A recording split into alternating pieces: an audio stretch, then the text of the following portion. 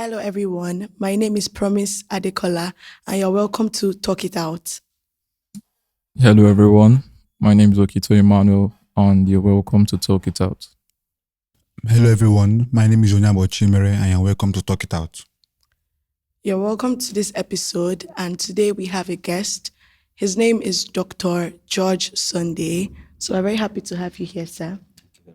Thank you for coming. So we'd like you to introduce yourself, tell us your background, give us. Yeah. Thank you, everybody. My name is Dr. Sunday Peter George from Akwa Ibom State, Nigeria. Yeah, I was born in Niger State, Okay. Okay. grew up in Imo State, went to secondary school in Adamawa State. I've been going around. Okay. Thank you, sir. What course did you study in school? What school did you attend? Yeah, I study veterinary medicine. Okay. Yeah, from the University of Maiduguri, Borno State in Nigeria. Okay. Yeah. So we'd like you to tell us a notable experience in your life, something you've experienced that's left a mark, let's say. Yeah, I was born in a family of 7. Okay. I'm the 5th child. My dad died when I was just 9 years old. Wow. Yes, and we were raised by our mom, and she never married since then. Yes, my dad died when I just finished primary school, Okay. Okay. very tender age. So he died. So that was after he died. 2 months after, I had an accident. Wow. So that made me not to go to school for 3 years. So within that process, I was taken to different places, up to staying with an herbalist, Wow. just to make sure my hand is taken care of. And during that process, bones were removed from my hand. I could remember a bone was removed here, a bone was removed here, a bone was removed here. So I stayed 3 years at home, not going to school. Okay. So after that, during that process, it was healing. So I start secondary school. I could remember my mom sold everything she had. She sold all her wrapper, everything she had, just to make sure I get a better health. Okay. So after, there was no money to go to school any longer. After she had sold everything, so she started doing a manual job. She was weeding grass for people in Imo State, in Owerri. Okay. Yeah, saving every day. She'll save 15 naira, and I was the one saving the money. Okay. I have a container. She'll come back and give me 15 naira, and I will drop it in there. I save it for about a year, Okay. and that was the money. At the end of it, we realized 1,500 naira for me. So there's a school in Imo State. They call it Imo Engineering Training Center. Okay. Went to different school. They rejected me because the money was too small. So I was taken to Imo Engineering Training Center. So the proprietor accepted me, but he told my mom condition that he's going to pay before the end of. You'll be paying instrumental. Okay. So that's how my mom started paying it gradually. And during then, my first time in secondary school, it was wonderful. I came first position. Wow. Second time, I came first position. Third time, I came first position. Because of that, the school decided to give me a scholarship. Oh, wow. Yes. So that is how everything went. But I didn't finish from the school. My elder brother took me away from Imo State. He took me to Adamawa State. Okay. No, to Bauchi State. Yes. So I stayed in Bauchi State to Adamawa State. I continued JSS1, JSS2, JSS3 till I graduated. I graduated from Science Secondary School in Adamawa. Okay. So this experience you had, is there how has this shaped your life? Well, From the, you saving, helping your mother to save money, has it helped you with, how you see money, how you keep money, you planning for the future and all that. Yes, it truly shaped my financial mind. Yes. Truly. Because every 1 naira counts. Every 1 naira counts. Yes. I could remember I started doing poetry. Yeah. So I saved money. I helped my mom in saving the money because I look at the future. Nobody to help, but I know that one day I will get to somewhere. Okay. Yes. Yeah, it shaped my mind, but it has a negative side effect. Yes. Because when I had accident, in 3 years, I wasn't going to school. So the hand was having effect. Bones were removed. So because of that, I can't stay with people because it was affected. Both and everything was affected. I can't stay. I was staying alone. It made me to be so inferior. When I see people, I don't like staying with people. I stay in the bush. I go to the bush. I stay in the bush. I stay away from people. I stay away from people. Even in it affected my life. It's when I gave my right to cry, the thing started having. I can't talk boldly in the crowd. Because that is one of the aspects God shaped. Yeah, talking about when you were in the higher institution, you said you later gained admission to the higher institution, right? Yes. And you still had this fear of people. Yes.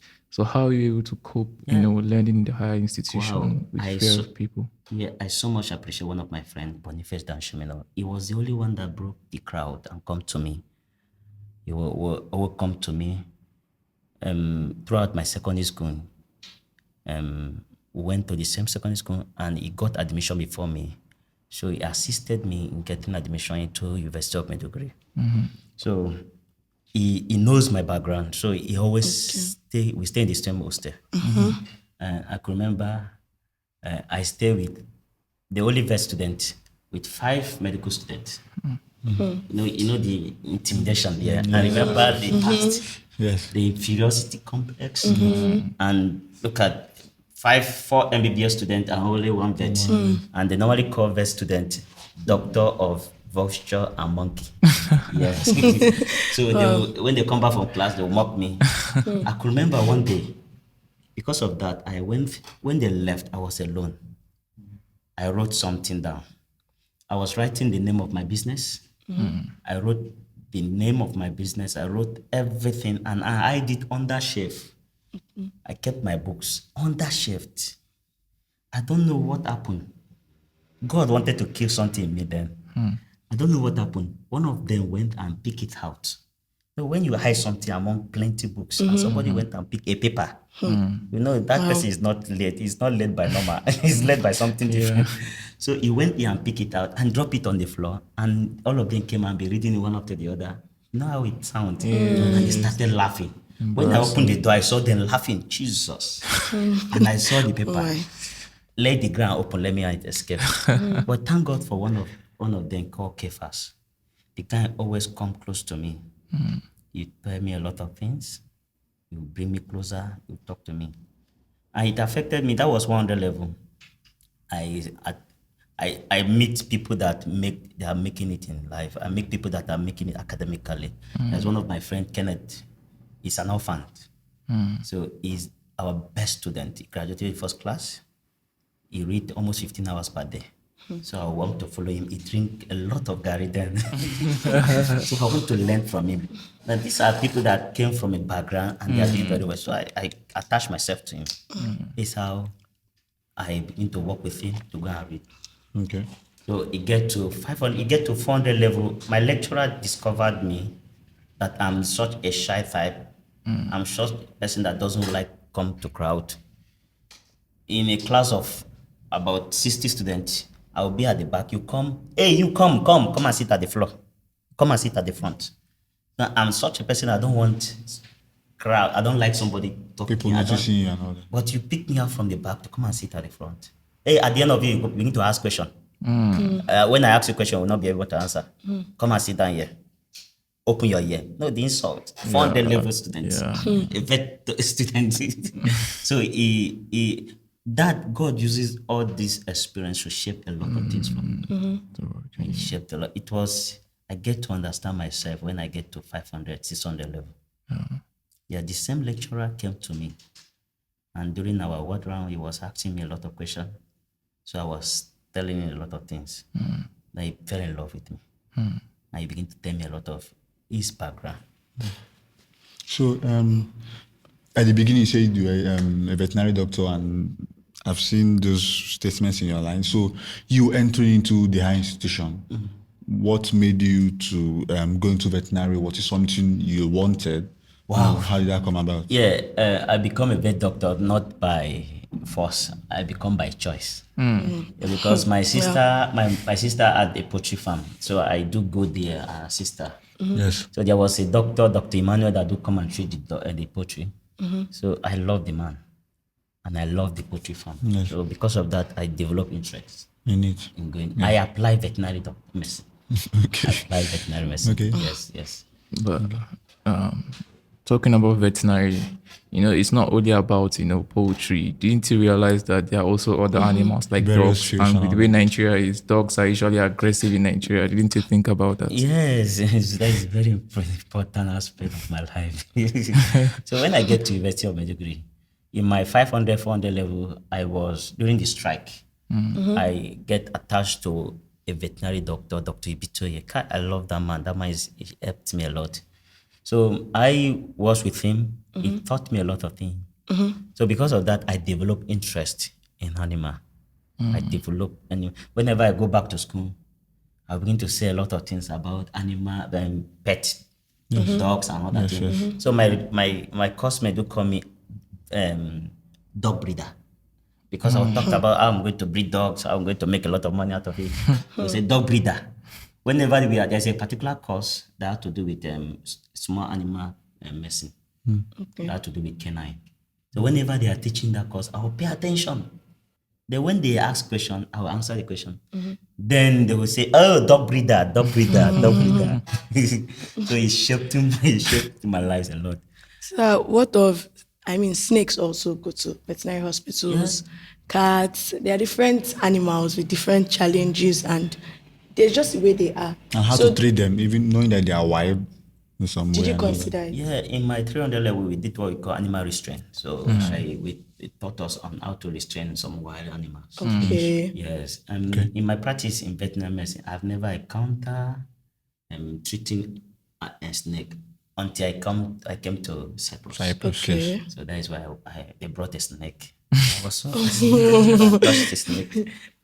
Okay. It's interesting. Okay. Thank you for raising up the issue of Cyprus because you're in Cyprus. So, how did you come about? How did it come about you coming to Cyprus, and what was the program that you came to do in Cyprus? After you graduated from university in Nigeria. Yes. Coming to Cyprus I didn't plan it. Oh, Okay. I never planned it because in 2017, after my graduation, I went to my youth service in Port Harcourt. oh, So it was wonderful. During my youth service, I was planning to start a small business. Veterinary. Yes, I don't want to work with any organization. I want to start because I have a very big dream. Okay. So what happened then? In my youth service, I organized a club member. I would tell them how important fish farming is. I begin to educate them because I do go to one fish farm and go and learn one or two things. So I will tell them the money involved in the money that is in fish farming. So I begin to educate them. Because of that, I started a class. You want to learn how to cultivate fish farming, come and meet me. Okay. And they paid me 20,000 naira Nigeria currency per month. So I was living in Copper's Lodge. I look at other core members, they were doing nothing. So when they come back from their BPA, they'll come and sit down, doing nothing. So some of my clients meet them and tell the clients that I have some important core members that are first class. They are so intelligent, they are doing nothing. So I would look at their children. I told them that they can develop lesson teacher and they're doing very well. So because of that, some of my clients confide with me because I'm a core member. So they confide with me, ask me to bring some of the coppers to come and be teaching their children. So I'll meet the copper and tell them that, what are you guys still doing here? I have lessons for you guys. Yeah. So they'll be very happy. Now I'll charge each client 25,000 naira. Then I'll pay the core member 10,000 naira. Oh. So they'll be the one teaching, I'll be the one receiving, I'll be paying their salary. Okay. So that was 2017. I developed 2016 to 2017. That's how I was able to save some money, about 320,000 naira. Okay. Yes, I started my shop immediately after my youth service. Okay. So Okay. 2017, 2018, I started in a very small kiosk. Okay. From there, no one thing is that in life, if you are determined, Yes. God, the Bible says something in the book of Zechariah. He said that the eyes of the Lord rejoices over our little beginnings. So that scripture alone shaped my life. Yes. So my little beginning, I'm always happy seeing the thing grow. So I will do that, bring this small thing, selling small thing. Customers started coming. Before you know, 2017, 2018, I moved from that small cubicle to a bigger shop. Now 2019, 2018, 2019, I moved from that small shop. I have a branch. That 219, that is 220. I expand the business. 220. I look at the business. Business was growing. I bought a car. Dr. Alex, Dr. George. My name, the name of my business is Alex George Veterinary Service. Dr. George, Dr. George, Dr. Alex. So before then, I was working almost every day. I work from morning till 11, sometimes 12, sometimes 1 p.m. Every day. Get stressed out. One of my sisters came and visit me. So he saw the way I was working. My auntie, she saw that, is it how you are going to work to train your children? Because I'm very determined. I want to make it. I want to make it. I don't want to do any other thing. I don't want to fraud. I just want to do it in such a way that at the end of it, you can glorify God. When you are talking to youth about business in a pure way, you can educate them very well. So she came and met me. Is it how you are going to do? You'll be stressed. So when you marry her, is it how your wife is going to see you coming back by 1 p.m., 1 a.m.? She told me I should think of going to abroad. Okay. So I never want to listen to them. So I prayed. I asked God, if it is His will, let it work. Yes. So but God began to arrange things. Shows me that it was His will. Yeah. So how the money came up, I told God I'm not going to sell any of my business, but I want the money to come out. So how the money came out to me to come to Cyprus, it was a miracle. It was divine. So I get admission to Cyprus. Yes. On reaching Cyprus, I was in a hotel for 14 days during the Yes. quarantine. Yes. So I was praying, oh faithful God, I dedicate my life to you. Whatever that is happening in Cyprus, I don't want to involve myself. Any negative things happening in Cyprus, I don't want to. I enter into a covenant with a written covenant. Yeah. I enter into a written covenant with God. Yeah. I told God, this is the covenant that I, in Cyprus, I'm going to dedicate my life to Him. Yeah. Anything that defiled His name, I'm not going to do it. I dedicate my house, my everything to be an extension of His altar. So that's the covenant we enter with God there. So I was not having any money. I came with Cyprus, it's $200. Somebody paid my first month, second month, and third month rent in Cyprus. So I was still believing God, I need something doing because I want to go to church. Yes. I don't want to be trekking to church. I don't want to remain at home. I was praying that God, I need a place to go to fellowship. I need a gathering to start attending. I was in my dream. I saw Yeah. Watchman. Yeah. I saw Watchman in my dream. It was the other side. I saw the office of pastor. I saw people praying. Then where I was, I saw around people corruption, immorality happen. So my eye was just fixed to the office, and I saw people. I said, "Wow, I'm going there." This is how I get myself planted. Yes. But before then, somebody invited me. Yes. Okay. I went to Near East. I was just there looking for where to go. I just get stranded. So one of the lecturer met me. He said, "You know somebody, Dr. Ikena?" Yes. Sir. I said, "Dr. Ikena." I said, "Give me his number." So when I collected the number, I chatted him. I called him. He told me yes, that he's in Cyprus, that he want to link me up to a church called Watchman. Wow, I've never heard of Watchman before. So, and I then remember when they brought me to Watchman, I then saw the pastor's office. I said, wow, this is a place I saw in my dream. It was wonderful. So since then, and another thing that happened, another great testimony that happened to me then, I was believing God. Remember I told God that my house is an extension of his altar. So let him pay his rent. Yes. So I was looking for house rent. Yes, your the work. person paid. Before I know, I started browsing work in my room. Browse. Veterinary hospital in North Cyprus. I saw about 12. I applied. Someone will insult me. Why would you practice vet? You don't have a license to practice in the country. But one day I gave up. I started praying. One day, after praying, I was just meditating. Something, I believe that it was God. He asked me to go and apply. Reluctantly, I applied only two places. So after applying, one of them, I don't know the person. Up till now, I don't know how come. He sent me a message, George, I'm going to give you 2 numbers. Call the first number on Saturday and call the second number on Monday. Yes. Now the first number, I called the number on Saturday. He said he's going to plan, he's looking at how. Yes. Yes. Thank God the first number never gave me the job because it was very far from my house. Wow. So on Monday, when I waited, the man on Monday was still giving me an excuse. So on Monday, I called the second number. Second number said I should come to his office the next day. I never knew it was just a stone throw from my house. Wow. So I just went there.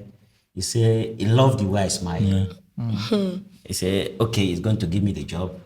I should start the job from Monday. I mean, on Tuesday. I should start on Wednesday. This I started the job on Wednesday. And I was the only black working among the whites. Yes. So he said he's going to allow me to work for 1 month to see me. Yes. Then before he can enroll me into his program. So I worked for 1 month. He called me. He said all of them, they were afraid that once the hospital. So all of them were pleased with my work. So they increased my salary. Wow. So they asked me to stay. But that, I wasn't satisfied then because I had church. Because the church member, they really tried. They normally come to take me from home. And this is what I want. When I'm serving God, I serve God. It's something that will take something away from me. Not come and beg me to come to church. Wow, what is the essence? So I told God I want to be coming to church without them picking me. So one miracle then, I gathered my roommate. I said we are going to church. I hire a bus and take taxi for them to come. All of them, they came. Wow, it was wonderful. I was happy when I see them come. So that is how I started coming. Then I told God, remember, we have a covenant. I need a new apartment without paying a rent. The office gave me an apartment. Wow. I think I only pay rent 4 months in Cyprus. I'm staying in an apartment without paying a rent, without paying a bill, without paying any bill, electricity bill, water bill, internet bill. And I told God I want to be coming to church. Yes. And they gave me a car. Wow. So up to the level, my gas I'm using, they provide the gas. Oh my goodness. Yes, up to the level I was not feeling fine. They had to, my boss almost cried. Wow. It was my stay in North Cyprus. It was enjoyable. Everything they want. good. It has been miracle. When I saw God, and that is why whenever I'm encouraging somebody or the youth, listen. The key to life is Jesus. It's very true. Jesus is the key. If you have Jesus in life, though your beginning may look as if you are going at a low space, but that is not it. God is trying to shape your path Yes, so sir. He can put you on a lane. Right? When you start running with you, nobody can see your back. I've seen God. I've seen God. I've seen God. Yeah. So to wrap it up, you just finished your program. Yeah. And so what are your plans, moving forward? Are you going back to Nigeria? And what about your business in Nigeria and, future plans? Yes, and that is another aspect that took me another days in waiting on God. Because my life is not mine. I was asking God, what next? 1, I want to marry. 2, I want to settle down. I want to go further because I have the mind that the gospel must be spread. And my quarter must be in it. That the gospel must be spread. So what next? So So I was praying, believing God for an open door. Yeah. So God led me, just the way He led me to apply for a job. Yeah. He led me to apply for school. So I just woke up and applied for a school, and to furthermore in the field of aquatic medicine. Okay. It was just a miracle. God gave me the admission, and that's how it is. Okay. Okay. Thank you very much, sir. We really appreciate. There are a lot of lessons to learn from the things you have said. And one key thing is that, like the Bible says, Jesus is the way, the truth, and the life. Like, if we look at your journey, it is God that has helped you thus far. And also, you strived and were determined to be excellent. Because there's one thing for us to want to pray and tell God to help us, but there's also the part of us doing what we have to do, having interest. Because you are really interested in the field of veterinary medicine. You are really interested in excelling in it, not just going through it, but excelling in it. So, in as much as, yes, God is very faithful and He's ready to help us, we're encouraged as youths, as people in this world, to put in our efforts, put in the work, to read our books, to strive for excellence, to go far in our field. And as we put in this work, involving and going along with God, God will definitely help us. So we are very grateful. We thank you very much, Thank you sir, very much. for everything. Sorry, I want to give a lesson to the youths. Okay. I'm so more interested in life of the youths. What in life? This life is sweet. If you have you have your vision in God, and you have purpose. Life is sweet. Because I've seen a lot of youth that commit more suicide. See some youth getting more depressed on a daily basis. You don't need to pass through all this. Just locate Jesus. Yes. Jesus can equally shape on your life for life. Jesus can make you everything He wants you to be. If you locate Jesus. Don't live your life yourself. And one thing is that the world is so corrupt. So corrupt. If you can focus on God, it will make you perfect in your mind. Yes. But it will sanctify you and make you fit for heaven. Okay. Thank you very much. Thank you very much, sir. Thank you for coming. We really appreciate you. And want to thank you all for watching up to this part of the podcast. We would like to especially thank our daddy, the GS man of God, for this opportunity. We also like to thank our daddy Tony, for this opportunity as well. And we'd like to thank you, our viewers, for staying tuned and following us in this podcast. We want to encourage you to like, to share, to subscribe. Even as you have seen, there are many important things you can take from this podcast. I would like you to share to other people you know so they can also benefit. We hope to see you next time on our next episode. Thank you very much. Thank you. Bye-bye. Bye-bye.